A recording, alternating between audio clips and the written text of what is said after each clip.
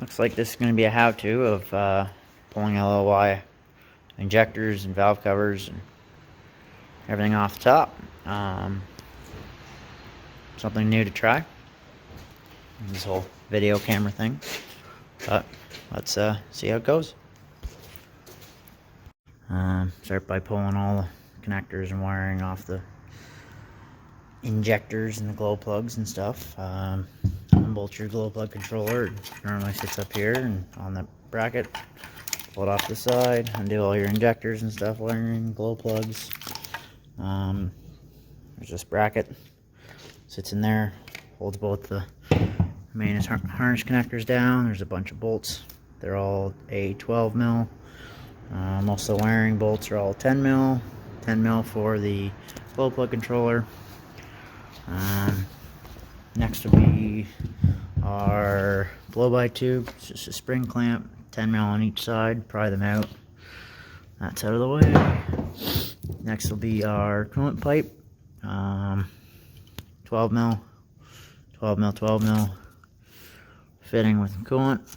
Just kind of give her a wiggle and she'll be out of the way. Once your coolant pipe's out of the way, you'll be exposed to all the wiring now. There's a couple of clips underneath. You just gotta pop out or pull out. A couple sensors.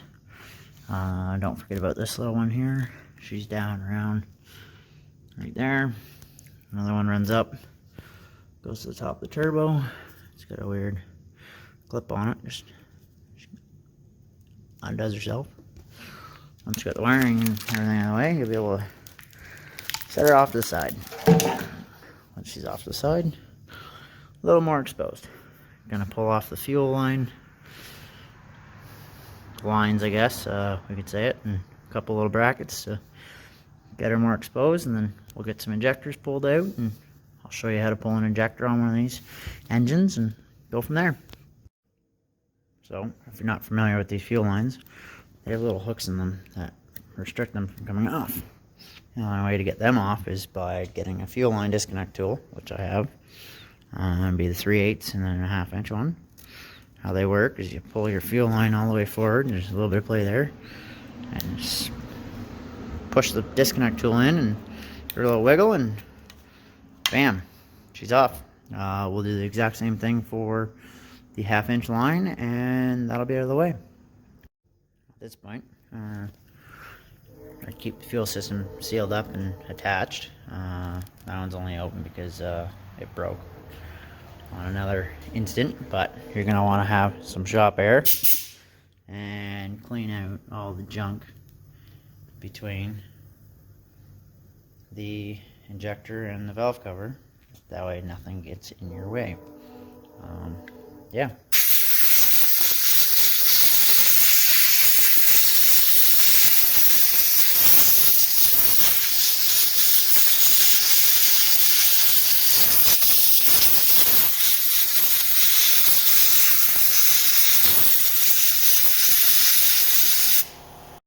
So, continuing on, we got all the fuel lines off except for one, obviously.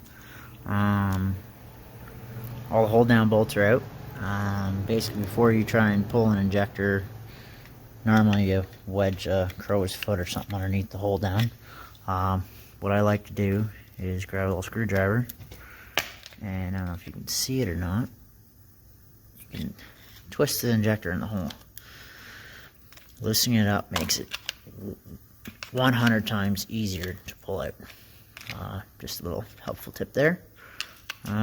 I'll go ahead and get this one out, and I'll get right back to you. So, you'll be able to get your tool underneath there, wedge it out, and basically pry on it nicely until she pops.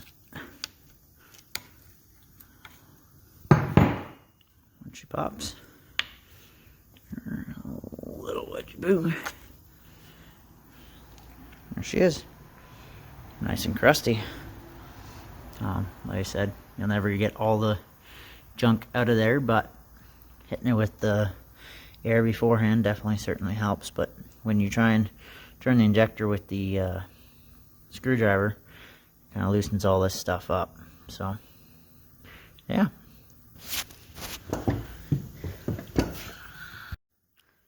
Now that all of our injectors are out, now it's all the Allen head bolts. They're all 5 mil. Basically, you're going to want to grab a screwdriver or something, a little baby screwdriver or pick, and just clean out every one of the holes. You're going to want a nice quality Allen bit. It's a 5 mil. If it doesn't seat in right away, all the way, just grab a hammer and lightly tap it in. You're going to want to make sure they're fully seated before you try and remove them. They are very easily stripped. Ask me how I know. But here we go. So after you remove your 14 upper valve cover bolts, probably still be stuck on there. You just crack it free and voila, upper valve cover is off. Now let's work on the lower.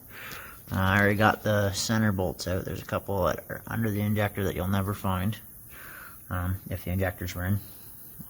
But yeah, there's a couple that are up on top, kind of dirty, but let's get her off. So I got ahead of myself. I had to drill 2 of the bolts out due to them stripping out the heads of them, but 16 lower bolts, and you should be able to pull it free. We're going to get ahead on the passenger side. Just kind of give the overview. Fuel filter module is going to have to come off. Intake pipe to the EGR and the physical turbo intake is going to be pulled off. Fuel injection control module has to come out, and the fuel lines to the fuel injection control module. Yeah, let's get this started.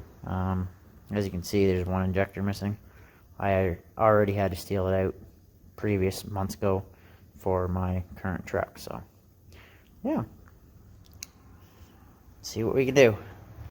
As stated, there's 1 bolt there, a nut, 1 bolt there, and a nut there. There's a little bracket that holds on to some stuff. Let's move it out of the way.